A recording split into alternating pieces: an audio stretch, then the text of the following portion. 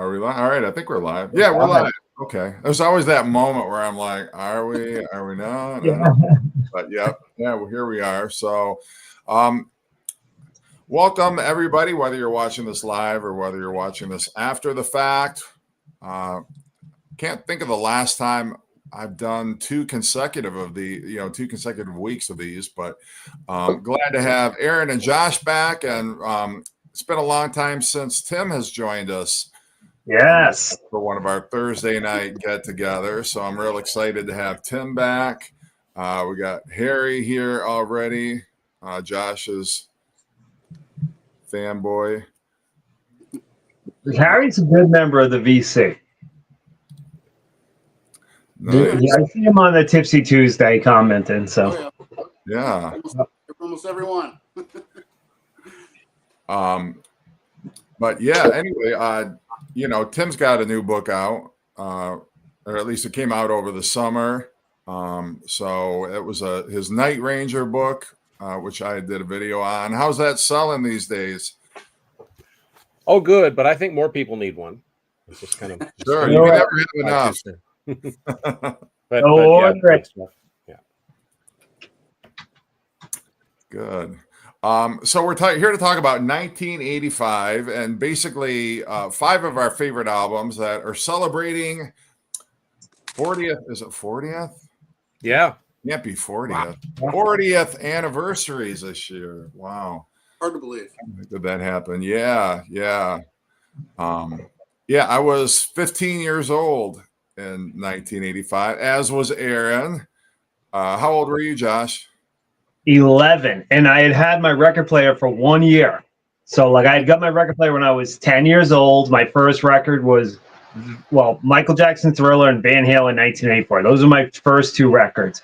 And then it was all Rat and hair metal and heavy metal for a very, very long time. But yeah, I mean I'm excited for this video. I'm not going to show my top 5 favorite videos of albums of 1985, but 5 albums that I love. So. Okay. And how old were you, Tim? I turned 11 in 85 too. Oh. I was born in 74, so. Okay. Yeah. All right, me and Tim. Yeah. I would have been going from grade 5 into grade 6, where I went meant a new school, like a different school in the same town. So but I'm officially old now because 3 out of the 4 schools that I attended are now demolished, or they're derelict buildings and they're no longer in use. So, wow, you're old. You know you're old when. Yep. Yeah, nothing makes you feel older than driving by one of your old schools and it's just a pile of rubble, or it's a shopping mall, or my high school is still intact, but it was a fairly new school when I went there. But it's just interesting. Yeah. Hey, Chris, are you working? Are you on the night shift again this week? That's, I think, the farthest away we've had anybody participate in one of our live streams. Last week, he and his coworkers were listening to our live stream. They were working the night shift. So over in England, I think he said it's like a 6 hour difference, 5 or 6 hour difference over there. But I was hoping he was just staying up because our live stream was so compelling, but that was not the case. But so, yeah, we're here to talk about 1985 and the order that, I figure we'll just go album by album, since we're only doing 5, and I'll start with Aaron, then Josh, then Tim, and then I'll go last just because that's the way that it appears on my screen. And 1985 year, New Wave was blowing up, band Duran Duran. Never heard of the Jet Zones.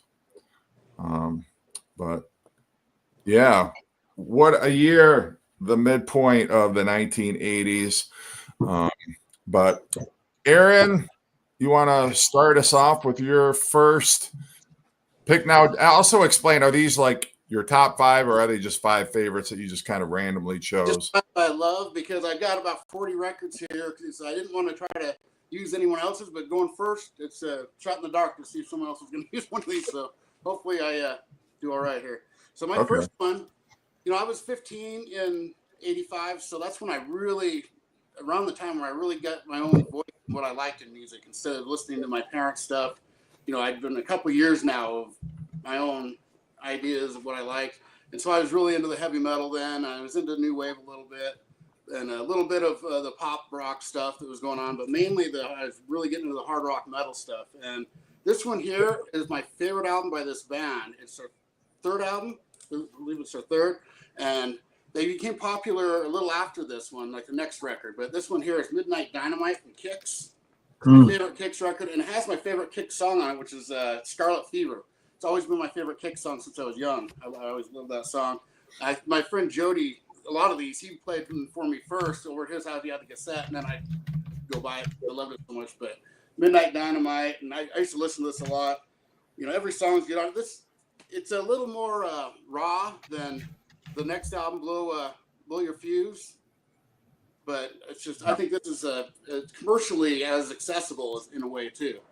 Had a lot of really good songs on it. Midnight Dynamite, the lead off title track is amazing. Love that one.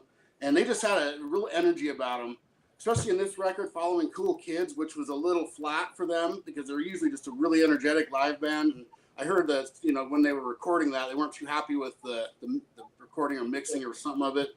But this one here is just a masterpiece of a record as far as I'm concerned. Laying Rubber's great.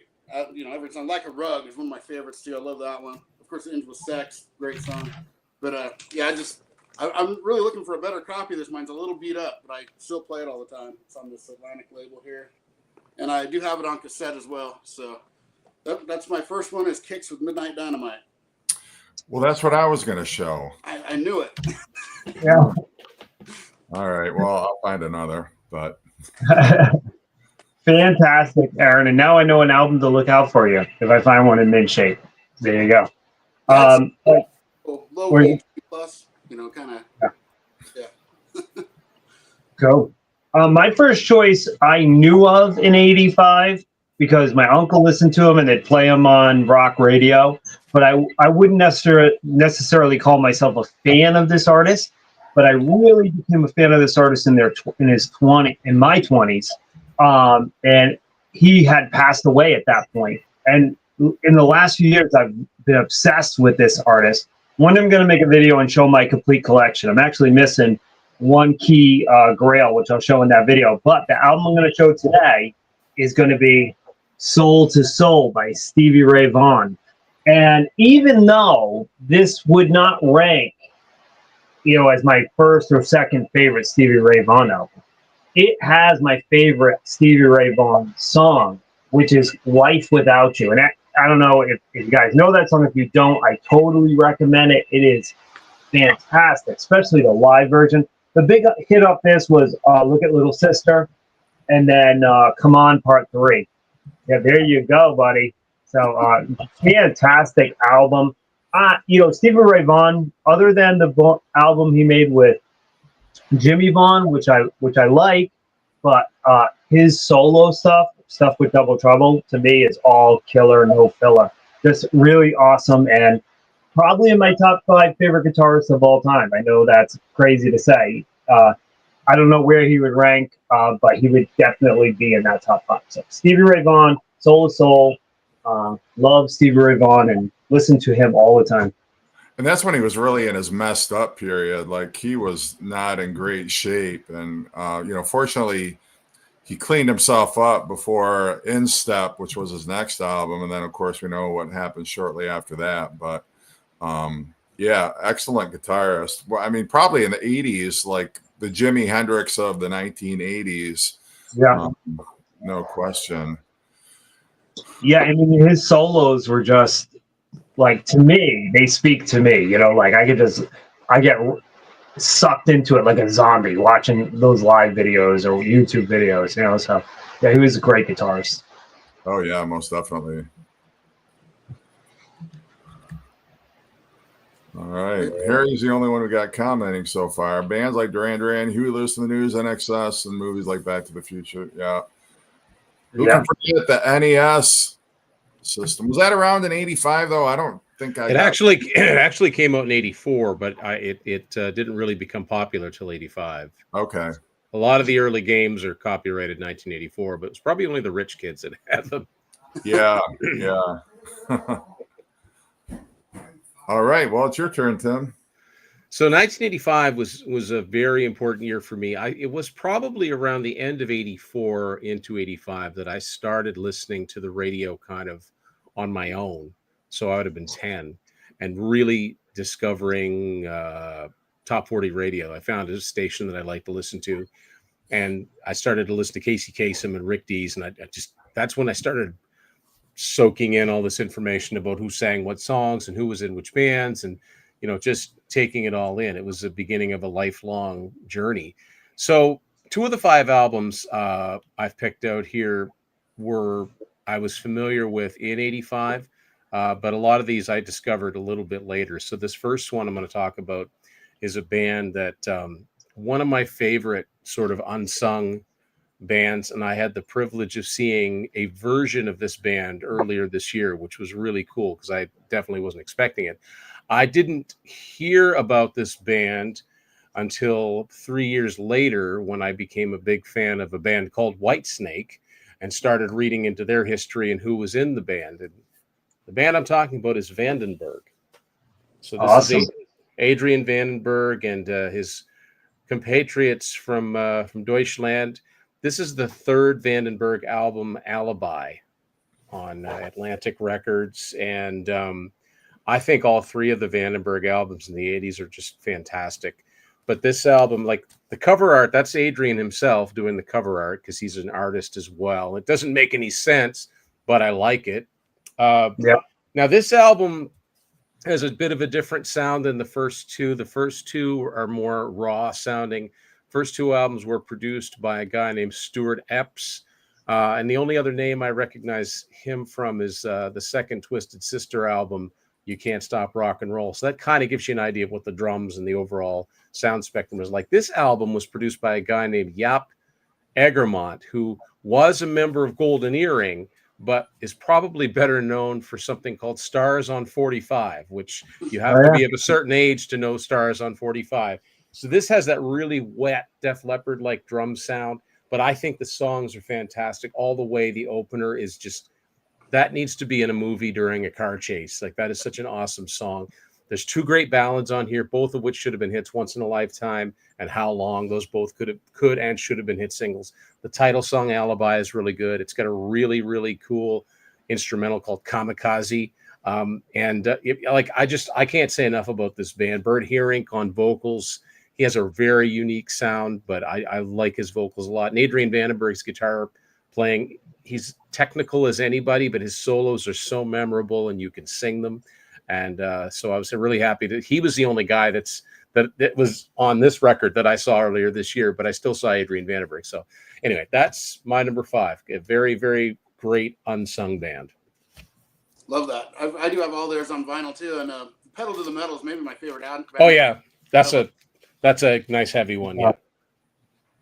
Yeah, fantastic albums. The only one I'm missing is the best of Vandenberg. Every time I find it, it's not good. Yeah, there's nothing different on that, but yeah, you gotta for the completion's sake. But I would highly recommend something that came out in Europe in 2004 called the Definitive Vandenberg. It's a 2 CD set. It's got some demos. It's got a couple songs that aren't on any of their albums, so that would be worth seeking out. Awesome. Oh.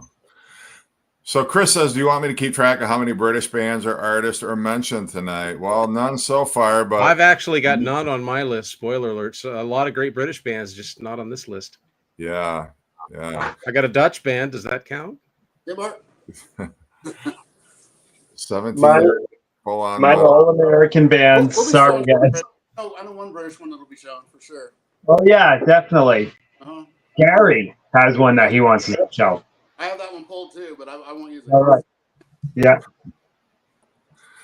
All right. Well, my pick is going to be one that I was like, I wonder if Tim is going to show this particular record, but I'm going to show it just in case he does and get the edge on this one. But this was a band, and at this point in their career, they were kind of like, they straddled that line between like new wave and hard rock.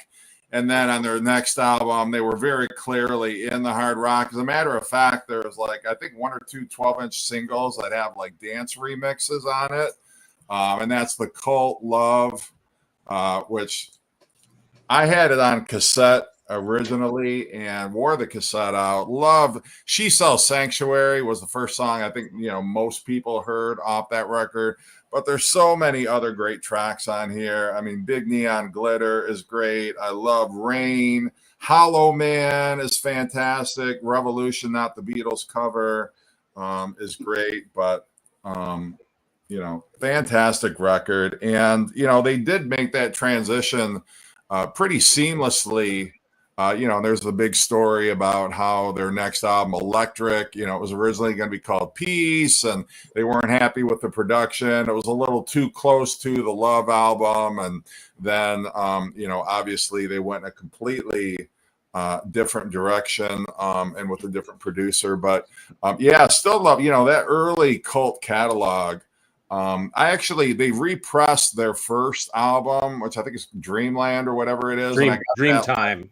Dreamtime, yeah. Just haven't quite warmed to that one as much as I have, Sonic Temple and Electric and Love. But, a great catalog in the 1980s for the Cult. And Ian Astbury is one of the great singers of that era, too. He was Ian Astbury is fantastic. Hey, Mike. Greetings, Mike. I slide towards Electric more, but Love is really good. Yeah. I mean, I loved everything up into the self-titled. After that, I still like a lot of their albums, but up into the self-titled, I love everything. So The Born This Way album they did is really good too. Yeah, I got that on CD. It's good. Yeah, I need to get more of the 12-inch singles. I just have the She Sells Sanctuary one, but I know there's other ones out there. It's just a matter of finding them. I found the 12-inch single of Love Removal Machine. Nice. Yeah, that's a great song from Electric. Yeah, that is a great one. All right, Aaron, your next pick. Okay, so I'm going to show, and I'm afraid someone else might have this one, but I'm not sure. But it's, to me, one of the most underrated albums of all of the 80s. One of my favorite albums of the 80s. A lot of people say it's like a second-tier hard rock metal band, but I've always thought this was one of the best albums. It's one of the best singers of the 80s. Every song is catchy and has such great riffs and hooks. Rough Cut, the debut from Rough Cut, absolutely love this record. Paul Sortino's vocals are just, they have kind of like the grittiness, but also he sings high and he's just really good. And, starting off that riff with Taker, the first song, it just kills me every time I hear it. And do a really cool version of Piece of Your Heart, of course, the song everyone knows, but that's my least favorite on the album. I love Black Widow. That's so good. And You Keep Breaking My Heart. Just amazing album. Dreaming Again. Cut Your Heart Out. It's real heavy. And this guitarist, Amir Dakar, I think I probably saying his name wrong. He actually went and joined. He was in the band called Orgy, which did totally different music. Yeah. Not even like the guys at all. But this album here, I will stand up for every day. It's one of my favorite albums of the 80s. One of the most underrated and underappreciated albums of the 80s. I absolutely love this. And their second album, Wants You, almost as good, if not better. That's really good too. They had 2 phenomenal records and very little publicity or whatever.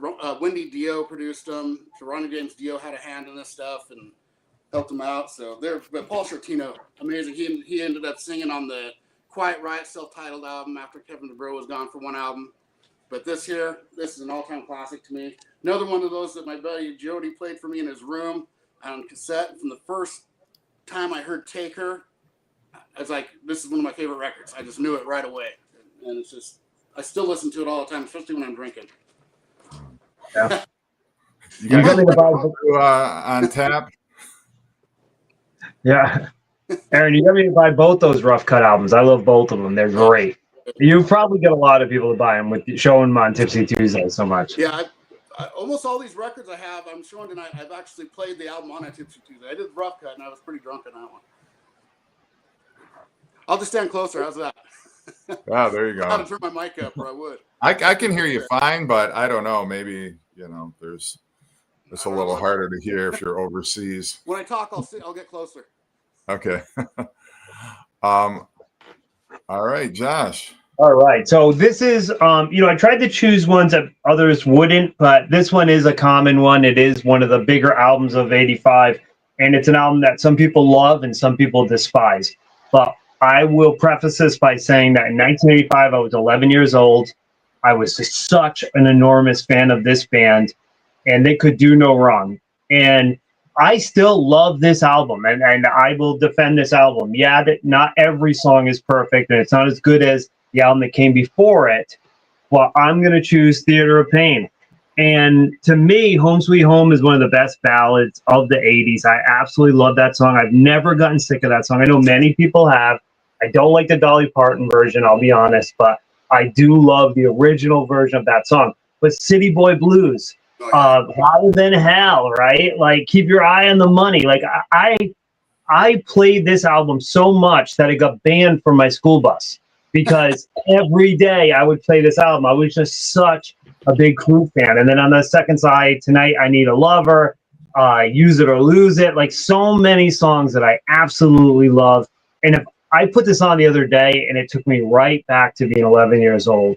And so I will defend this album. I know some people hate it, but to me, it's amazing. And I still have the order form. Look at that, Bad Larry right there. And the hype sticker. I get the hype. Motley Crue, Theater of Pain. Still love it to this day. Yeah, I was wondering, was that a hype sticker or was that like a concert ticket? That's what I thought. It was a ticket stub. Yep. No, it is. The hype sticker looks like a ticket. That's cool. I've never seen that before. It's hard to find, guys. If you find one, grab one. Yeah, because it's one of the coolest hype stickers. Not as cool as David Lee Roth's hype sticker from Crazy from the Heat, but it's up there. So that's my number 2 choice. That album gets a lot of grief just because people only think of Smoking in the Boys' Room and Home Sweet Home, which are both good, but they were really overplayed at that time. But those deep tracks are great. You're right. It's a great deep tracks on it. Absolutely, man. And I Shout at the Devil was such a masterpiece, right? Like, it's hard to compete with that. It really is. So. And Too Fast for Love, of course. Of course. Yeah. So, I mean, they were going through so much shit with Vince Neil and getting out of jail. And so, I mean, they weren't at their best place. So, but still produced a great album in my mind. All right, Tim. I don't know if I'm going to have any that anybody else is going to have or not, but I had to go with the 5 that I like the most. But this is another unsung band. I think that not enough people know about this band. It's a band from my home country. So we got some Canadian rock happening here now. The 3rd album from Coney Hatch, Friction. Very much like Vandenberg in that they released 3 albums, 82, 83, 85, and then they were gone for a long, long, long time now. Thankfully, Coney Hatch are still out there doing shows here and there. I've been fortunate enough. I've gotten to know the guy that plays lead guitar for them now, Sean Kelly. He's contributed to a couple of my books, super guy. But this album is really, really good. And the first album went gold in Canada, but after that, they really didn't do much. And it's too bad because they had the potential. They could have broken through as a metal band, and they opened for Maiden and they opened for Priest, but they were also melodic enough to get on the radio. And Carl Dixon is just one of the best singers of that era, and he's still got his vocal chops. And then Andy Curran, the bass player, has this cool sort of punky lead vocal, so they had a good contrast. But on this album, they were really trying. The record label was really on them for hits. So Carl sings like 8 of the 9 songs on here, and there are so many songs on here that should have been hits. I mean, She's Gone. Girl from Last Night's Dream should have been a huge hit. Very, very catchy. Not too heavy for pop radio. But there are heavy songs in here. This Ain't Love is an early example of Drop D. Really, really big, thick underbottom on that one. Wrong Side of Town is a really fast sort of Priest-like song. That's the one that Eddie Curran sings. It's really good. State Line is another good heavy one. Produced by Max Norman, like their last album out of hand.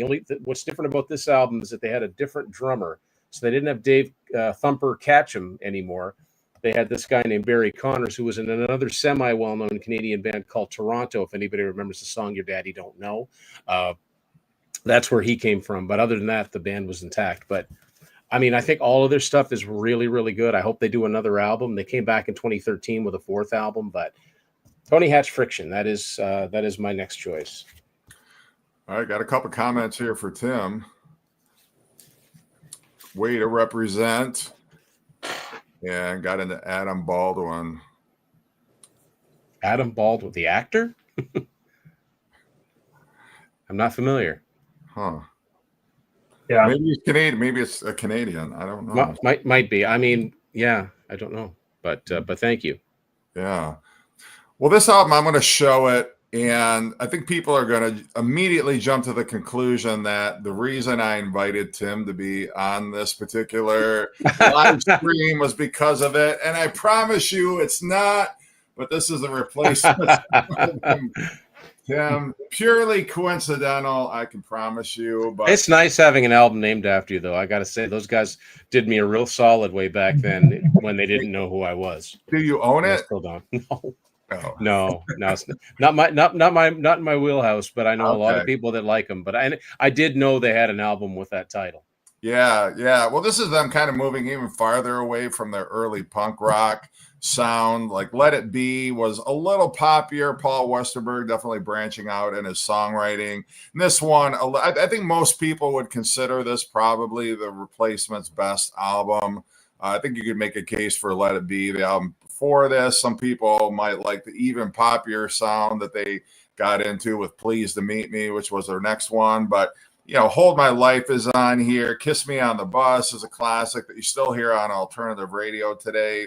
Waitress in the Sky, which I just love. It's such a classic, throwing shade at, the, what do we call them now? The, not stewardesses, but the flight attendants. And I assume that must have been based on some bad experience they had, or they got into some trouble on a flight. But, some great stuff on here. Definitely more mature songwriting. Paul Westerberg definitely blossoming as a songwriter. But classic album if you're into that style of music, like I am. Says, okay, this is explaining who Adam Baldwin is. If you like Bruce Springsteen, check out Adam Baldwin. He's from Canada. Okay. So there you go. Awesome. I'll check it out. All right. Good So now choice, we're back to Aaron. Oh man, I have so many to pick from. I'll just grab one at random. Got about 40 records down here because I didn't know what I wanted to choose here. Let's see. How about this? One of my favorite debut albums of all time. This is actually a VCLT from Josh, and I probably gave it away what it is.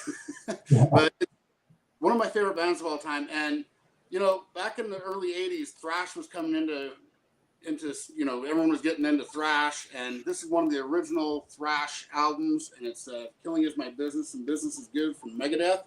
And, of course, Dave Mustaine was kicked out of Metallica or whatever happened there. There's all kinds of stories about it. But he wanted to be a faster, more aggressive version of Metallica, and that's kind of what this is. It's just full-on, amazing guitar work all the way through it. Starting with Last Rites, Love to Death, and Skull Beneath the Skin. They do a cool version of These Boots. People who love or hate that version. I mean that song because it's a Nancy Sinatra thing. But Mechanics was the original Four Horsemen from Metallica. Different, the original lyrics and everything. It was called Mechanics, and it was a little different. And but Looking Down the Cross, just thanks so much for getting this from me, Josh. It's one of my favorite records. This is one of my all-time favorite thrash albums still. I mean, it's probably my third favorite Megadeth, but that's one of my top 10 favorite thrash albums. I just love this record. And I love this version better than the remix they did. I had that, but when I got this, I got rid of the other one, even though it was a double record and everything. But this is such a good record. Rattlehead, just nothing quite like early Megadeth. So, You mean Ace of Spades wasn't their first? Well, that's Motorhead. Megadeth. I get all those M names mixed up, but anyway, how long was that after he left Metallica? next year. Next year, Kill 'Em All okay. year before, I think that's right. Kill 'Em All's year All right. Kill 'Em All came out in 83. 83. So Yeah. So it was probably recorded in 84, like the Yeah. Megadeth album. Yeah. Yeah, it took him a bit, but when I was younger, I like Megadeth better than Metallica, but I love them both. Now it's hard for me to choose between them. Now I love both those bands. So, but Yeah. the first Megadeth and Peace Cells especially, so far so good. So went all the way through Rust in Peace. They're all masterpieces as far as I'm concerned. And then they have really killer records after that too. Like, everyone knows the records up to Cryptic Writings are all 10 of 10 for me. And then there's a few others after that too. So it's amazing it's still going. Dave Mustaine with all the. I mean, if you party too hard to be in Metallica, there's got to be something going on weird there. Well, I mean, Spent more money on booze than they did on the actual. yeah, definitely. Aaron, I'm glad you pulled that because I was going to, and I was like, no, Aaron will pull it. Yeah, so yeah.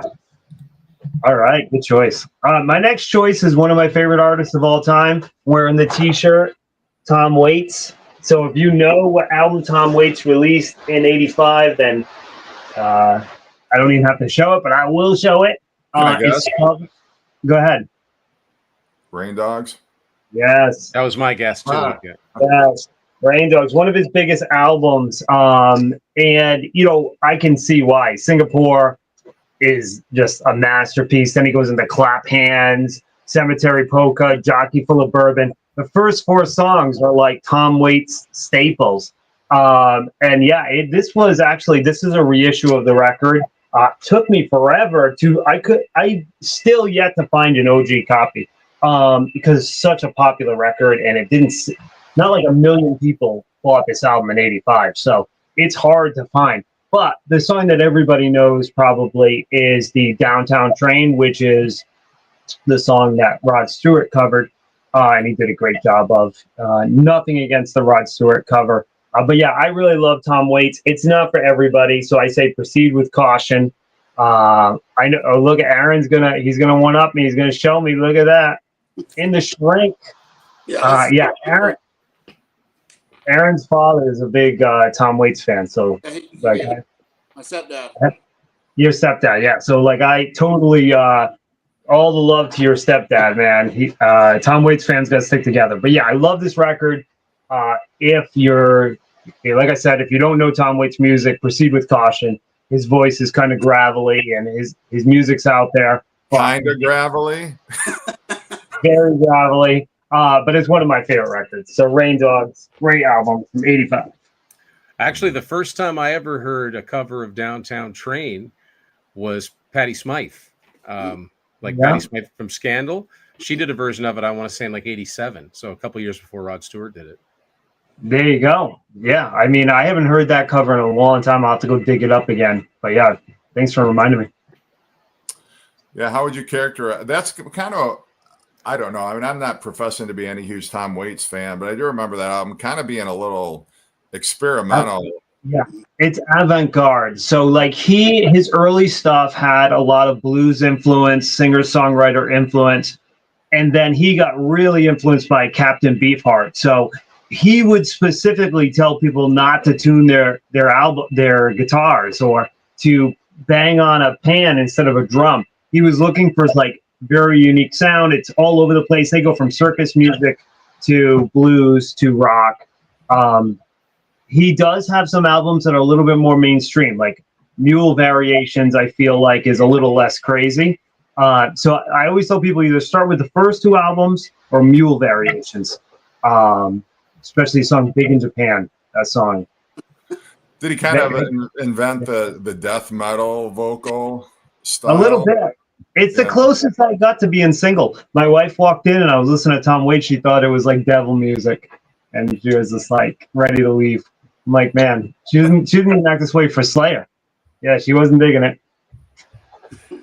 Yeah. I mean, it's definitely an acquired taste for sure. I mean, It's like Leonard Cohen with a really bad cold. Yes, exactly. I like Leonard Cohen too. So yeah.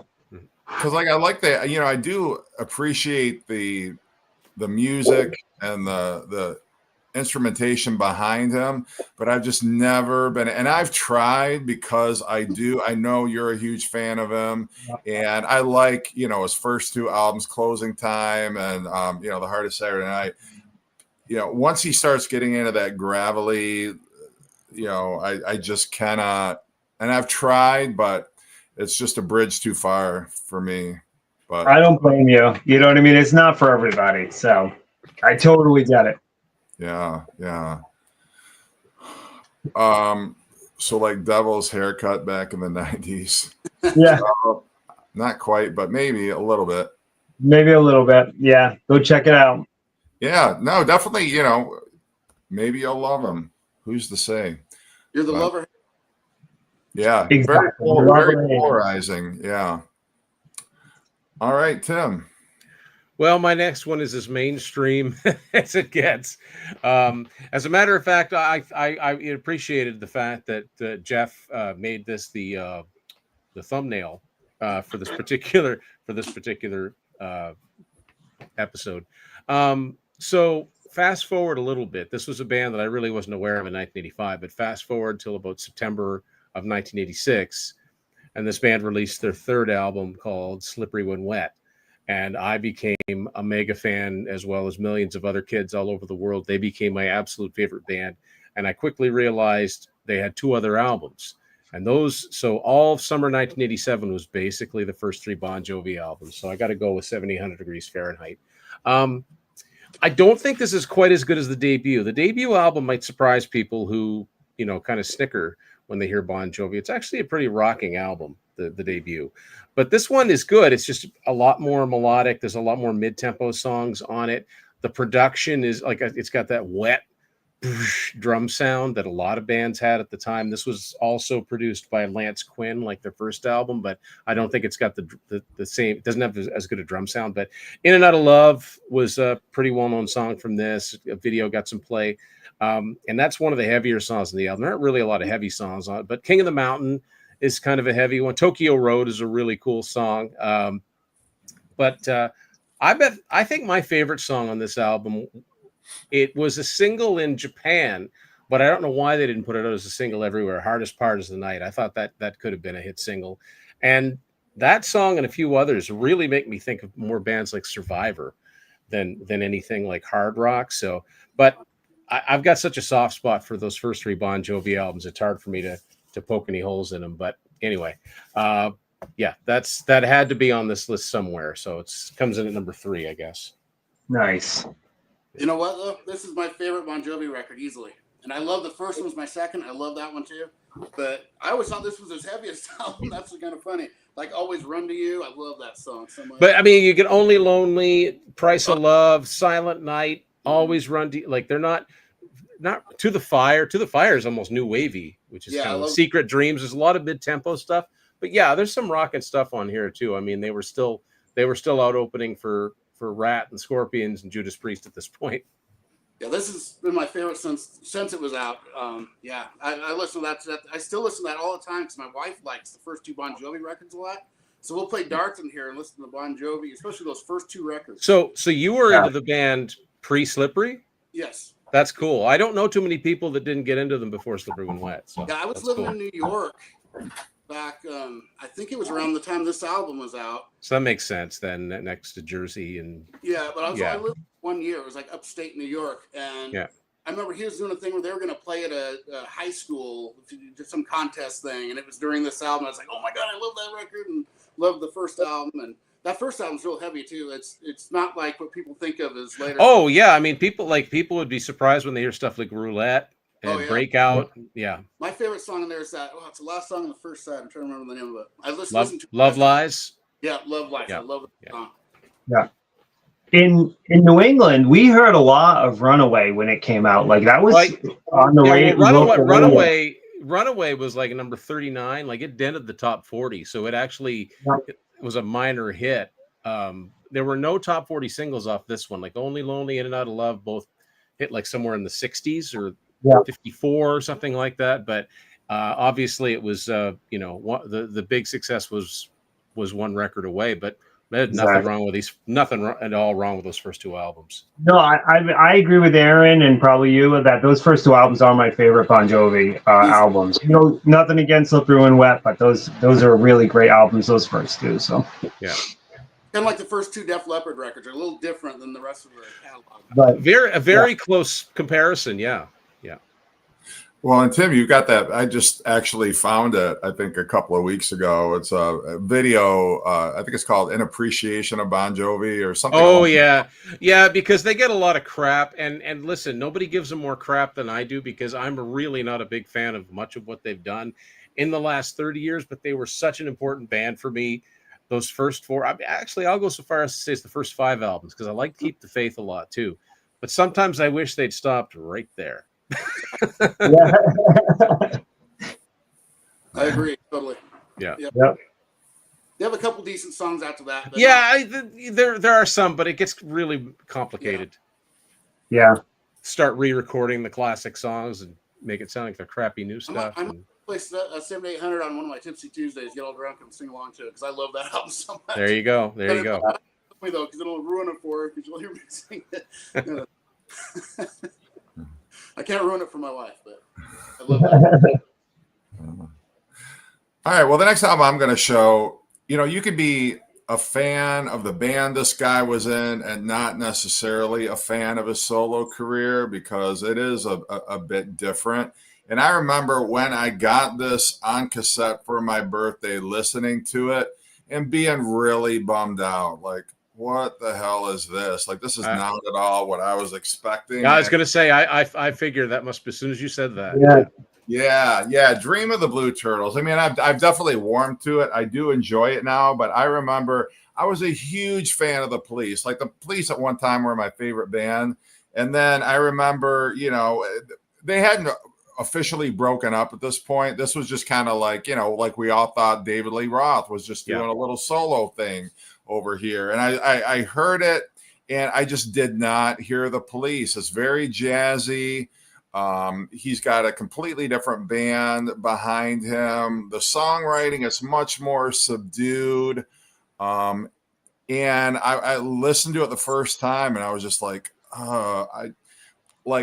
Fortress Around Your Heart was the closest probably to the Police. And that was even a stretch. And I wasn't a huge fan of If You Love Somebody, Set Them Free at the time, because that just was too off brand for him. But I think he started out in a jazz band. So this was not, as it turns out, I mean, this was really definitely in his wheelhouse. So it would have come to no surprise as anybody who was familiar with Sting pre the Police. But, he eventually, and now I feel like he's gone too far in the other direction. Like the stuff that he's released more recently, like I feel like it's a little too commercial, a little too poppy.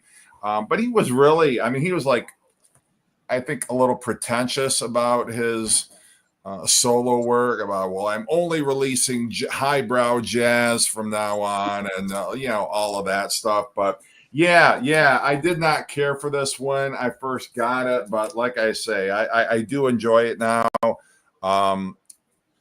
But it's, I would not say it's a logical transition from the Police, but nonetheless, it's got some good moments on it.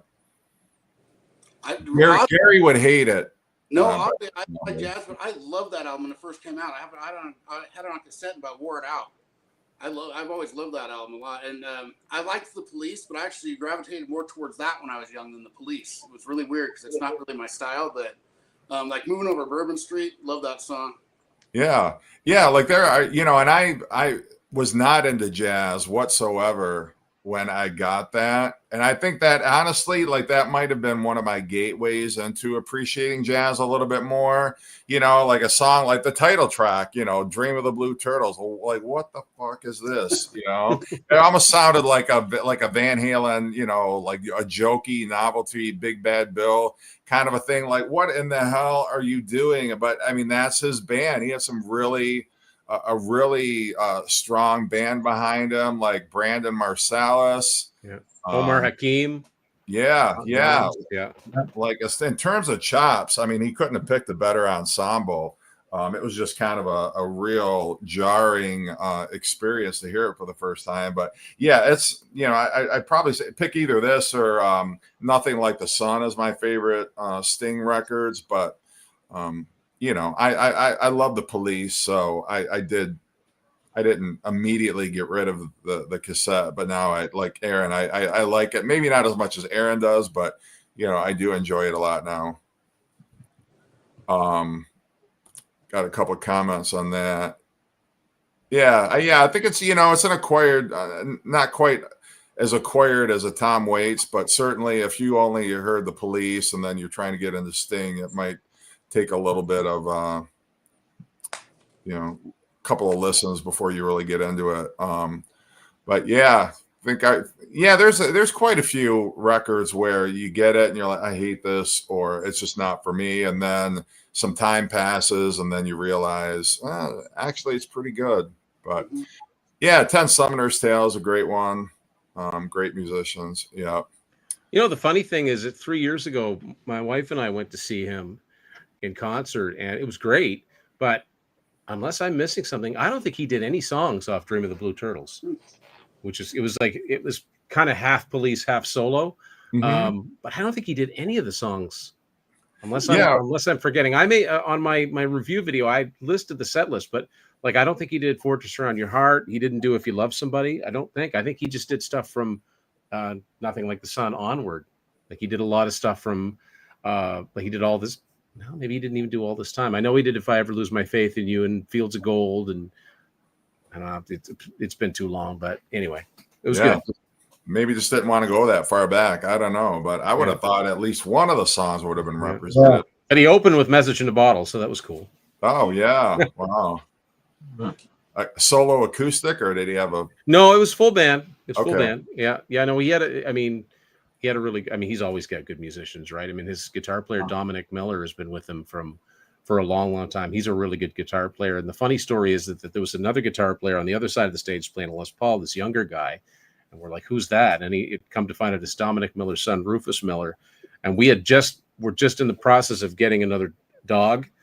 And that was one of the considerations of names. So that's one of the reasons we named our dog Rufus. I guess it's a sign. Yeah.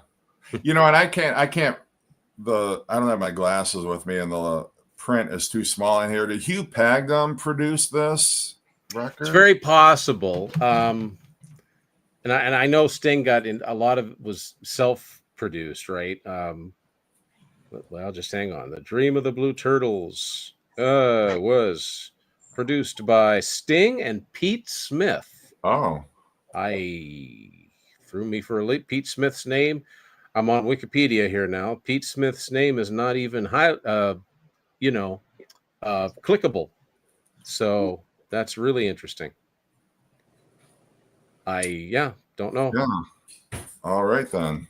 Unless it's one of those instances where the record label said, no, you need to have a producer. So he just made up a name, like a pseudonym. I don't know. Yeah, it could have been. Does anybody out there know Pete Smith? Anything else produced by Pete Smith? Because I do not. Sounds like a pseudonym or something. Yeah. I think it was bigger in the USA than he was in Britain. That's entirely possible. Yeah. But I don't know. I feel like Sting's one of those artists where people, I don't see anybody showing his records or anybody talking about Sting. I mean, I hear people talk about the Police a little bit, but you just don't hear anybody, talking about, any of his solo stuff with. I think it's because it's so varied, and yet those 5 Police records are so timeless. Yeah. But Sting kind of ventured into adult contemporary, and which is not that a lot of people in the vinyl community talk about. Yeah, and his solo stuff is it's all over the place, right? And sometimes there's a lot of gaps between, like he does classical stuff, and Mm-hmm. All right, Aaron. Now this next one I'm going to show is one I've really been listening to a lot lately, and I didn't know about them back in '85. This is one I discovered later, and I discovered it because the singer of this band became a singer of one of my favorite bands that started in 1989. And I'm going to show Energetic Disassembly from Watchtower.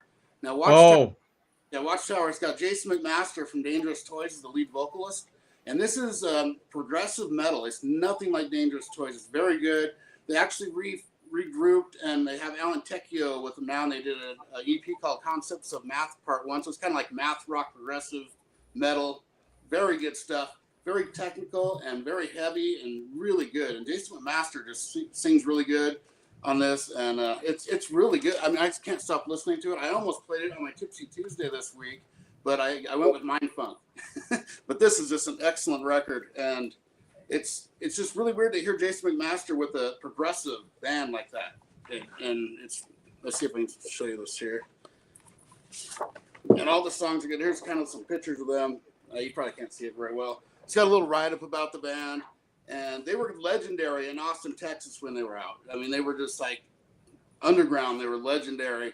And then Jason McMaster formed Dangerous Toys, and that's one of my favorite bands ever, Dangerous Toys. And The Watchtower, definitely if you like Dangerous Toys, give it a listen because it's still him singing. Even though he sings differently on it, it's excellent. And I'm so glad they repressed it because it's really hard to find originals of that one. Trevor finally showed up. Nice, Trevor. I need to find that Watchtower album. And Tim, you might not have heard this story, but Roger, who owns the local record store, Perch Tree Records, for my birthday, he's like, "Hey, can you help me out?" I'm like, "Yeah." He's like, "Jason McMaster is at this hotel. Can you go pick him up? He wants to go record shopping." And I got to go record shopping with him. It was really awesome. Yeah. So I remember seeing like a few years ago when like Mike Portnoy he did like a Beatles tribute, he did a Who tribute, and he did a Rush tribute. And I know they did a lot of like this instrumental songs. Like Paul Gilbert was on guitar. I don't know if Billy Sheehan was on bass or not, but anyway, the singer was Jason McMaster. And awesome. So it was like, but now that I know that he was in a progressive band, that makes a little more sense to me. All right. Well, my next one now is considered to be a super group, but at the time, only two of the members were known. So I know it sounds odd, but I think I know. You may know, but it's a thrash metal crossover classic. No, that's not at all what I was thinking. All right. So this is Stormtroopers of Death. This is Scotty Ian and Charlie Benante from Anthrax, Billy Milano from MOD, and Dan Lilliker from Nuclear Assault. But at the time, Dan Lilliker was actually the original Anthrax bassist that got cut. So he wasn't famous because Nuclear Assault's album didn't come out to the following year, 86. And Billy Milano was like a roadie, and correct me if I'm wrong, Aaron, but he was a roadie for Anthrax, I believe. So they made this album, which was not meant to be taken seriously. It was like about this comic book character, Sergeant D, who just is the most vile, evil person. But it is an awesome album. Really, some of Scotty Ian's sickest riffs are on this album. The lyrics cannot be taken seriously. You're easily offended. This is not the album for you. But yeah, I love this album. I got this album probably in 86. So I didn't get it in 85. I really got into thrash metal in 86 with Anthrax. And I was like, I would buy anything that was Anthrax. So someone was like, well, Scott Ian's in this. So I picked it up. And I remember hiding it from my dad because if he had read the song titles, it would have easily been banned from my house. But yeah, really, really awesome album if you like thrash metal. But now I'm really interested to hear what band Tim was thinking of. I was thinking when you said that there were two guys that were well known and then the rest weren't. Yeah. I honestly, and in 1985, I honestly thought you were going to say The Firm.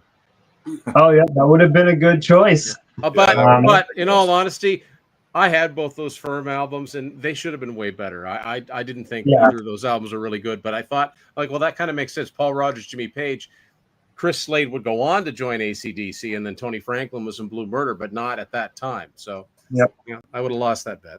Can I add something about the Stormtroopers of Death? What's really cool about this too is Milano's Mosh. They use that for the Headbangers Ball theme song. That's the music from that was from SOD here. A lot of those go into commercial they were playing SOD. Yep, so absolutely. They'll recognize it if they were watching Headbangers Ball back then. They'll recognize the music from that. And the title of that record could be a MAGA slogan. Anyway. I told you to proceed with caution. I warned everybody that it's not. Not meant for children. All right. You again, Tim. So this band's been mentioned already because, yes, that is my current book, Seven Wishes, Night Ranger. Love this album. Like melodic rock excellence. And this was the first album I got from them. And I still, I was actively listening to the radio when Sentimental Street first came out. And that's still one of my all-time favorite songs by anybody.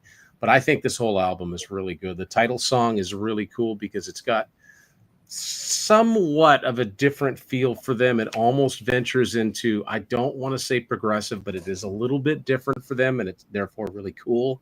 4 in the Morning was another single off this, another good, catchy radio rock song.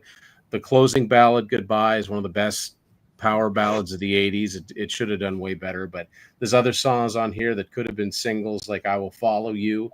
Interstate Love Affair is a good cruising song, just like it sounds like. It was also on the Teachers soundtrack. The version on here is a little bit different, but this is a band that has very few duds. So this album is quite a popular one. It was a platinum album for them. I've seen it a lot, crate digging. If you've never heard it before and you just think of them as the band that did Sister Christian, pick this album up, because if you like this kind of music, it doesn't get much better. And so if it sounds like I'm a really big fan, well, that's why I wrote a book about them. So that's my number 2 is Night Ranger, Seven Wishes, which is not their 7th album, it's their 3rd. And Awesome. they have a beast of a guitarist too.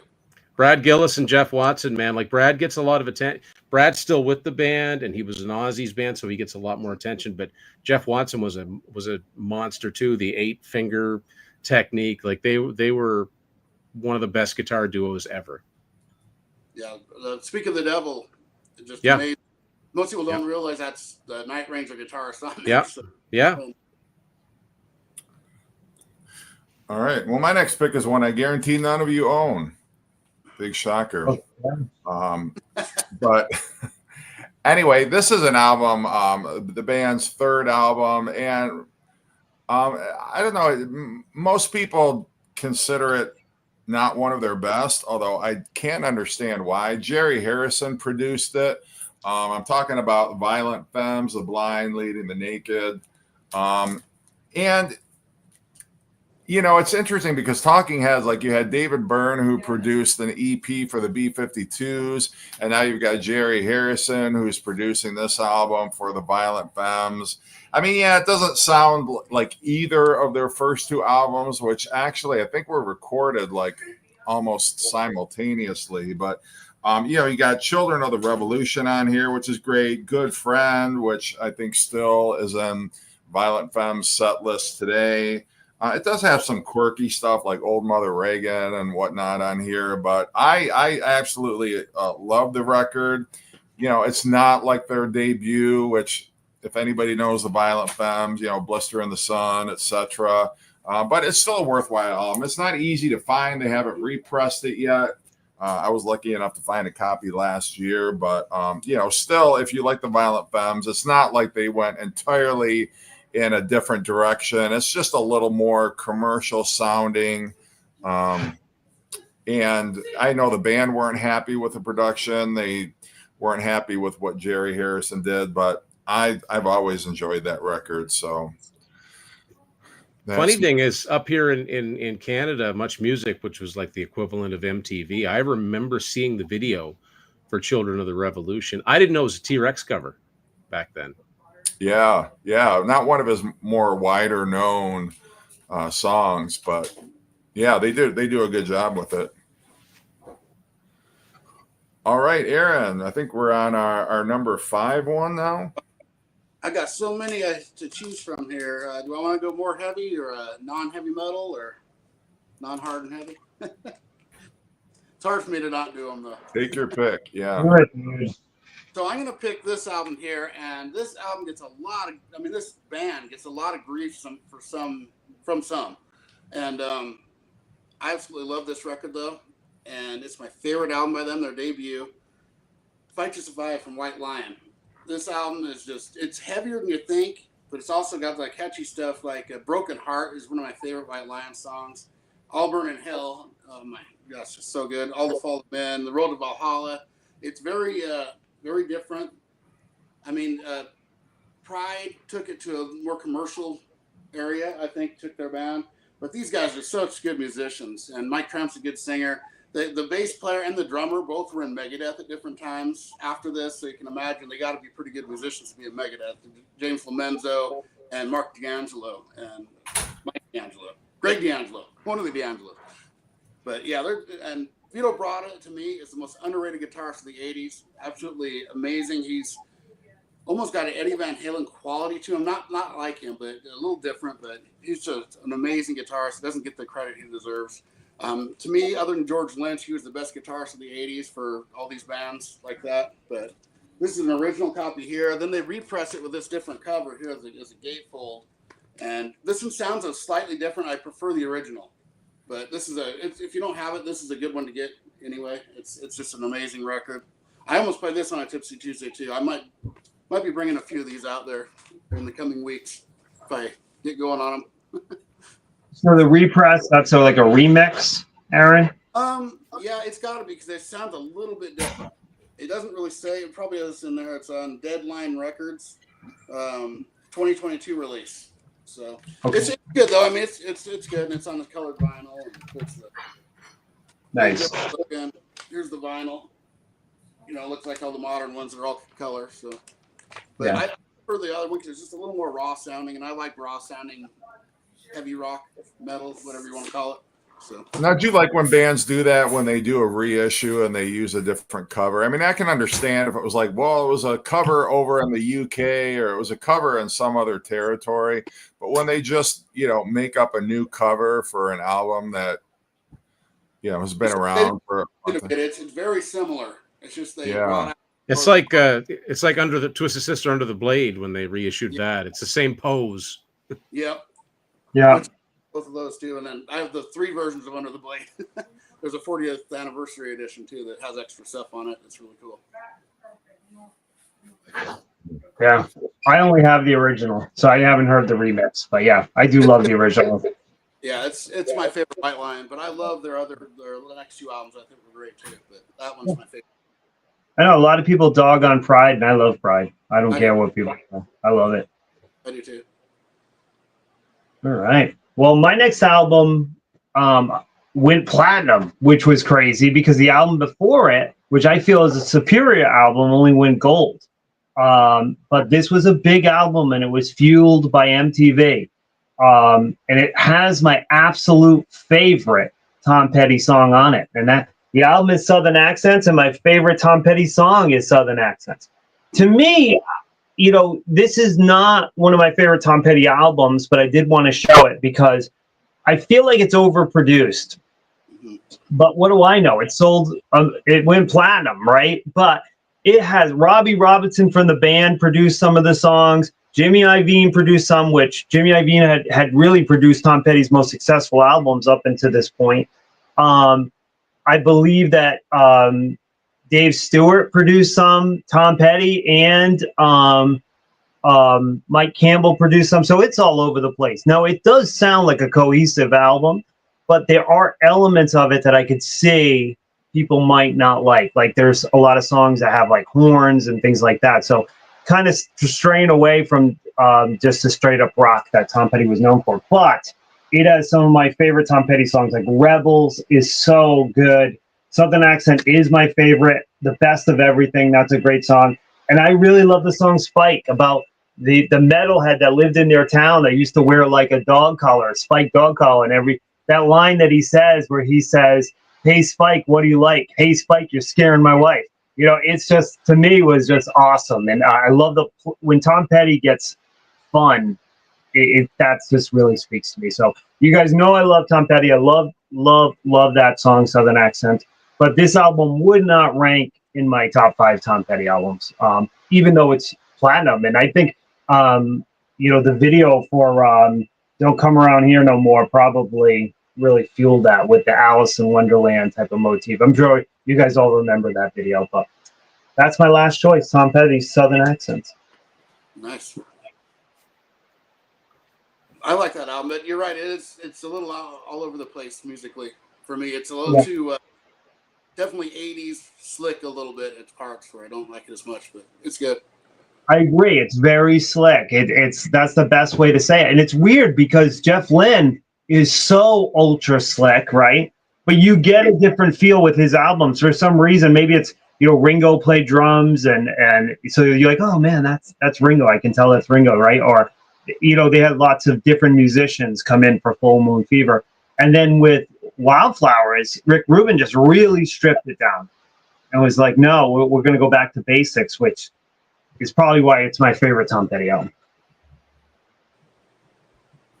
Okay. All right. Tim, your fifth one. So this one is special for me because it's one of my all-time favorite bands, and this is the point where I first became aware of this band's existence. It was the first time I'd ever heard any of their music. I'm a huge Rush fan, and end of 1985, like I said, a bit about a year now since I've been listening to this one particular top 40 radio station. It was an American station because I lived right on the Canada-U.S. border. I still kind of do. So I listened to the station all the time, and they used to have a top 5 most requested songs. And I was on my Christmas break. I distinctly remember this. So I was in grade 6. It was Christmas 1985. And I normally didn't stay up that late, but I was stayed up till 11 to listen to this countdown. And every night I heard The Big Money. So I had heard of the band Rush, but I'd never heard anything by them. That was the first song I'd ever heard by them. And I thought, this is kind of catchy. And it wasn't too long after that I mentioned Much Music, which was Canada's video channel. It premiered in my hometown. It had been out for a couple of years nationally. And the first video I ever saw, once I realized that we had Much Music, was Mystic Rhythms. So this wasn't the first album I heard from Rush in its entirety, but it was my entry point, and they became, still to this day, one of my favorite bands ever. And I love this album. I know a lot of people don't like the real synth-heavy period, but I just think the songs are fantastic. Manhattan Project, and though the odd thing about this album, there's a lot of songs that start with M. A lot of songs: Manhattan Project, Marathon, Middletown Dreams, Mystic Rhythms. Just a coincidence. I never noticed that before. but yeah, there's a lot of M songs on here, but I think it's really good. It's the first time they worked with Peter Collins, and he would work with him 3 more times. I like the sound they got on this album. Yeah, you know, the guitars are a little bit buried, but there's lots of great Alex Lifeson guitar solos on here. So yeah, this is definitely my top pick for 1985, Power Windows. And the picture on the back they borrowed from U2's first album. Well, and also, I do want to mention the guy on the cover of this album. His name, I can never remember his first name. His last name was Cunningham. He's Toronto. He was like a stockbroker or something. Hugh Syme picked him out of a crowd for this one, and also another one of my favorite Canadian bands, Honeymoon Suite, for their album The Big Prize. He's the groom on the cover of The Big Prize. Hugh Syme did both of those album covers, and I'm guessing probably both around the same time. And I think he owns a record store in Toronto now. Wow. So, yeah, there you go. But yeah, I never thought about that. That does kind of look like that could be an alternate cover for, what was it, Boy? Right. Or War, for that matter. Yeah, exactly. Yeah. Like the same kid, but that's funny. Yeah, different people had different entry points to Rush. Yeah, I mean, it's, you know, you can't help being the age you are. All you can do is go back and find out what came before. And yeah, I mean, I got into Rush in such a big way in the 2 or 3 years to come, and was kind of blown away at how heavy some of their early stuff like Fly By Night and Caress of Steel was. Probably some of the heaviest albums I owned at that point, but I liked them because they were Rush. Yeah, in the 70s, I remember hearing like Fly By Night and, you know, obviously Spirit of the Radio was on the radio and Closer to the Heart and things like that. But, you know, I think the first Rush album I heard from start to finish, like most people my age, was probably Moving Pictures, unless you were really cool. And, you know, maybe Permanent Waves somehow found its way into your collection. But, you know, and then you have the people that, you know, love 80s. I like 70s Rush. I like 80s Rush. 90s is where they kind of start losing me a little bit. But, you know, definitely, I've never been somebody who, because I'm a big synth pop guy, probably too. I've never minded that 80s period of Rush with the synthesizers and all of that. I think Signals is a great album. Yeah. And whatnot. But Caress of Steel, if you're Twanger's Turntable. But yeah, that's one of those. I remember my roommate in college was his favorite band was Rush, and he had all their cassettes, and he was like, yeah, Caress of Steel's terrible. And I'm like, really? And now, I didn't listen to it until, much later, but I like that record a lot. I just listened to it today. It's actually, as we're filming this, it was actually the 50th or 50 years since it was released. So it came out September 24th, 1975, supposedly. So. Wow. Yeah, Necromancer is fantastic. It's different. It's different. But also, if you bought the cassette to Caress of Steel in the States, the song order is all mixed up. So it would sound weird. Yeah. Well, and I think I'm Going Bald is probably the song people point to when they're disparaging that album, but it's a rockin' little, listen to the musically, it's a rockin' little song. It sounds a little bit more like something off the first album than a little simple sound, but it's you good. know that Disconnection? That song? Oh yeah, that was about Going Blind. Yep. I've heard several stories about the inspiration behind that. I've heard they wrote it in response to Going Blind. I've also heard they wrote it about Kim Mitchell because from who was in Max Webster at the time, and they toured together all the time, and his hairline was already receding. So yeah, that was kind of cool. They were buddies with Kiss. You wouldn't think they're so different musically, but yeah, there's some really cool pictures of them hanging out, and it's really cool to see. I remember when I saw Rush in Toronto, the one time I did see them in 2004, there was a guy there that saw Rush open for Kiss at the Starwood in 1975, and he had the Polaroids to prove it. Pictures of him hanging out with the guys, and I remember there was one picture, and Geddy was baked, like his eyes were barely open. But yeah, it's pretty cool. Frehley. Yeah. No, they loved Ace. Ace cracked them up. Oh, yeah. They're good buds with. Yeah, they were great. Max Webster, they took Max Webster on tour with them, I think, for like 5-6 years off and on. They never really broke, but that's another great quirky Canadian band. If anybody, they don't sound like Rush, but if you like Rush, you might like Max Webster. Mm-hmm. All right, my last pick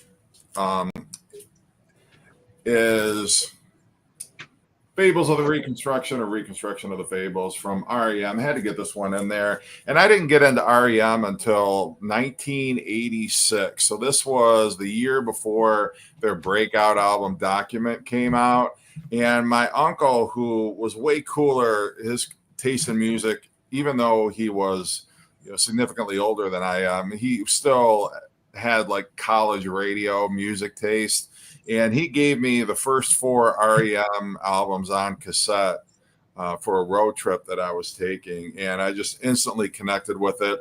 But if you're a fan of the first 2 REM albums and in real time, this one came out, you bought it, it's quite a different direction for them. You've actually got strings on the first track, Feeling Gravity's Pull. It's a little more experimental. Like you'd never hear a song like Can't Get There From Here on either of the first 2 REM. So it's definitely all over the place stylistically, but they've done Murmur and then Murmur Part 2 basically with Reckoning. And, to their credit, they started to expand their sound a little bit. And then their 4th album was Life's Fritz Pageant, which I just sent to Aaron. But still, very early on. And also you can actually understand Michael Stipe a little better. He's not quite mumbling and his vocals aren't quite so buried in the mix. So production-wise, it's a lot different, a little bit cleaner in some respects. And, sound-wise, they're expanding their palette a little bit. And I don't know many people that consider it their favorite REM or even in their top 5, but it's one of those records that I'm glad it exists. Not necessarily my favorite, but there's musically, we got Driver 8 on there, which is a great track. I love that one. But I do have a soft spot for that record. Did I send you the 12-inch single of Driver 8? I thought I did. No. Hmm. No. I thought I got that at an estate sale or something, sent it to you. Yeah, no, I'd love to find that, but yeah, that would have been that and Can't Get There. I got the 12-inch single for I do have this 12-inch single for Can't Get There from Here. Which actually it's weird. It's got a hype sticker on a 12-inch single. I love it. But And that's a great song too. I do love Driver 8. To me, Driver 8 and Can't Get There From Here are my two favorite tracks off that album. But I love early REM, as you know. well, those early REM videos are like so low budget. They look like a couple of high school students, on some sort of, video project. Yeah.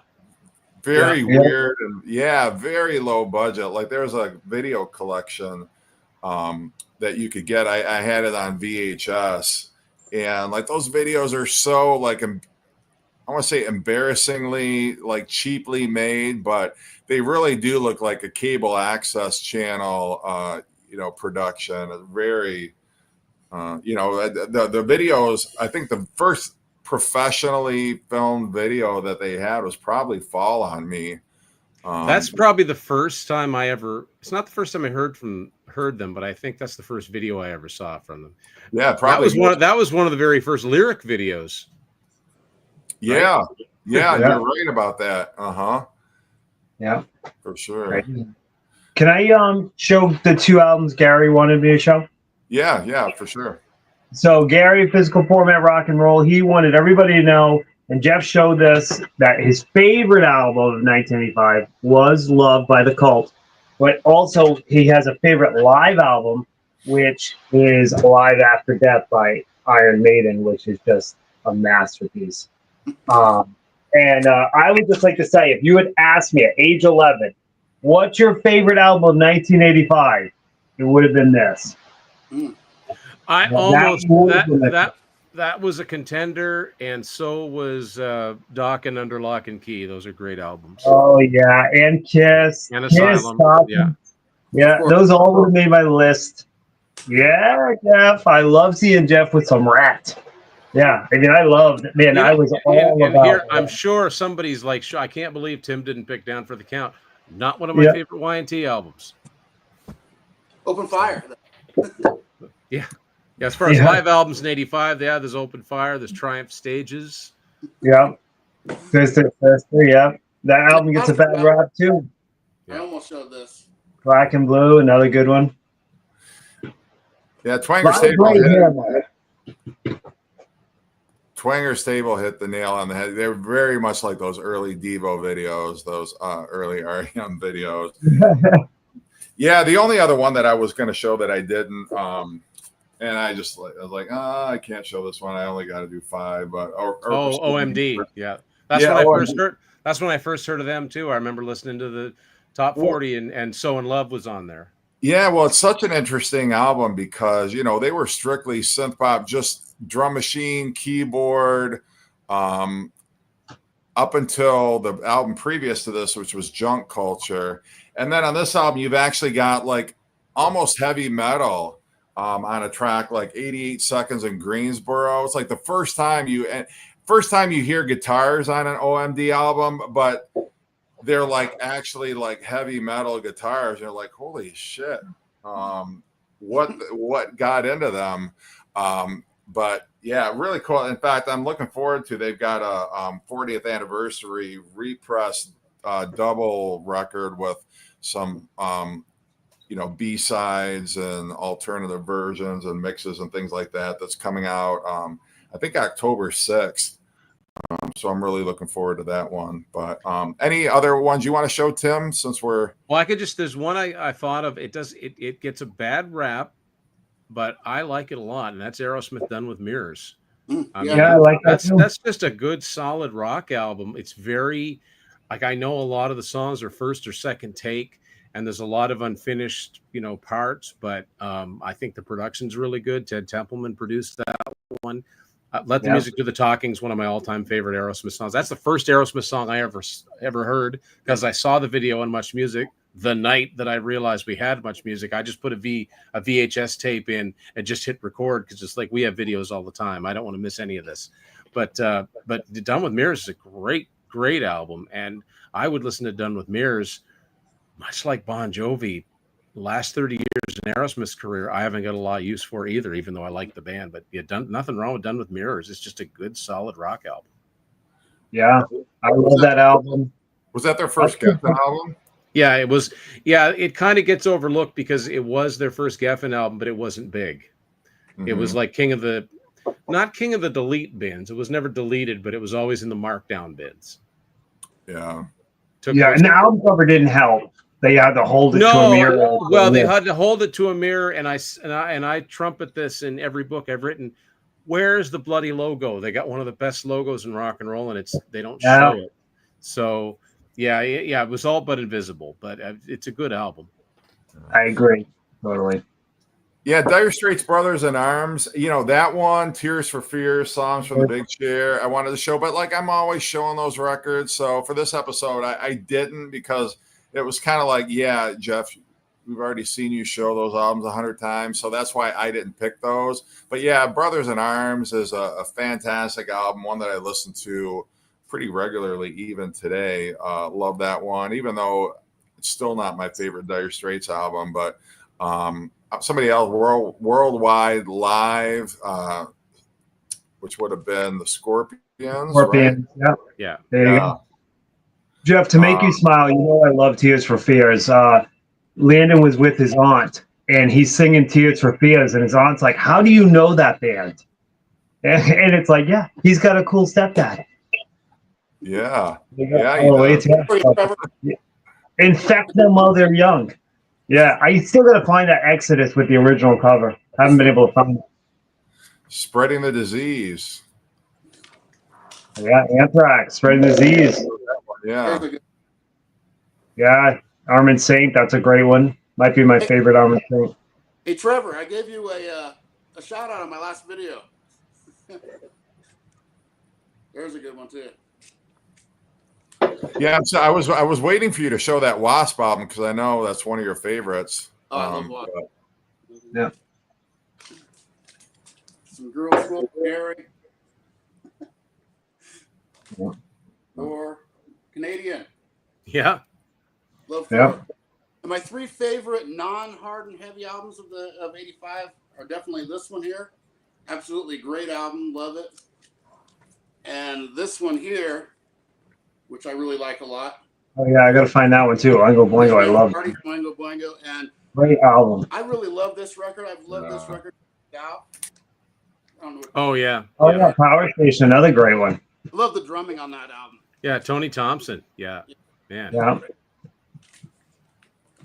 I had three non-heavy metal or hard rock metal and all the rest of that stuff. Aaron, I love that. I love that you love Oingo Boingo. That's fantastic. I like them a lot. I think their album. I think there's one before that's my favorite. Good for Your Soul. Is that the one right before it? I'm not sure, but I love that album. Another non-metal album I want to shout out is NXS, Listen Like Thieves. Yeah, which is a pretty cool 40th anniversary version of it, because they always had a ton of B-sides, so there's like a bunch of extras, like each member did their own sort of solo song.